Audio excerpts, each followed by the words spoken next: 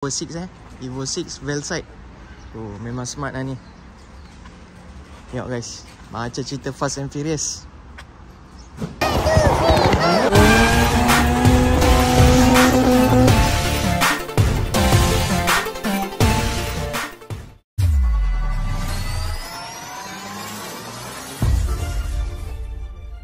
Okay, kita dah sampai tempat lubuk-lubuk JDM. So kalau kau nak tengok kereta JDM, aku akan tunjuk dekat korang apa kereta yang ada kat sini, stok baru Okay, untuk stok baru dia ada Honda, Mercedes pun ada masuk kalau tak penuh dengan kereta JDM kat sini. So dia ada Honda Jazz,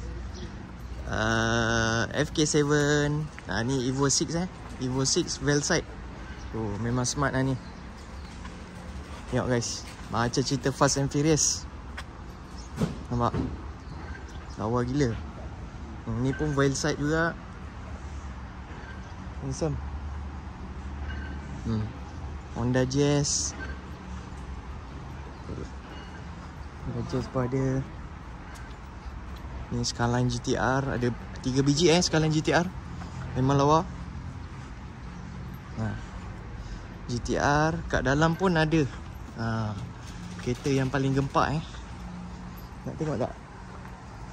Nampak? R34 GTR. Lawa gila.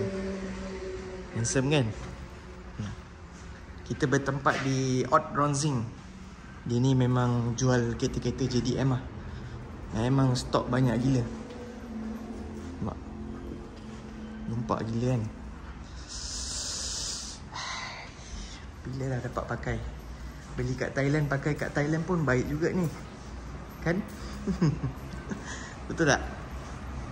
Ni pun ada EK9 turbo single cam EK9 turbo single cam.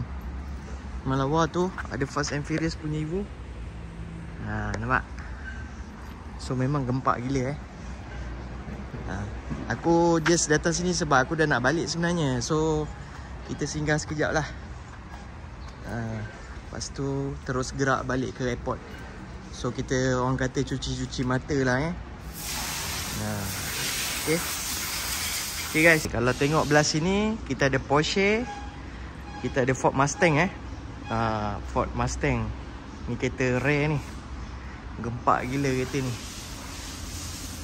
Kalau kau nak tengok, nampak? Lawa gila kereta ni. Mercik. Ni kalau dapat pakai kat Malaysia ni pun baik ni. Comfortable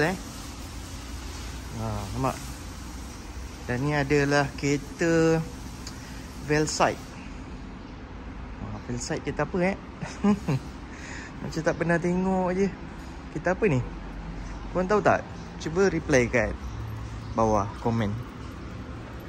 Kereta apa ni?